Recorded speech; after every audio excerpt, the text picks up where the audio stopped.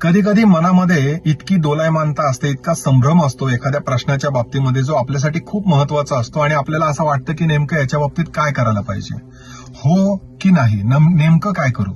आणि मग जर समजा अशा दुविधेमध्ये तुम्ही अडकलेले असाल तर त्याच्यासाठी एक छोटासा उपाय सांगतोय, ट्राय करून बघायला हरकत नाहीये. जर 2-4 दिवसाचा वेळ तुमच्या हातामध्ये असेल तर हा उपाय करून बघा. रोज रात्री झोपण्यापूर्वी आपले कुलदेवत कुलस्वामिनीचं स्मरण करायचंय, माहित नसतील तर आपल्या इष्टदेवतेचं स्मरण करायचंय आणि स्मरण केल्यानंतर तो प्रश्न आपल्या मनामध्ये आणून आपल्याला प्रार्थना करायची की याच्या संदर्भात मला काहीतरी कौल दे, मला काहीतरी उत्तर दे, हो की नाही, नेमकं काय करू.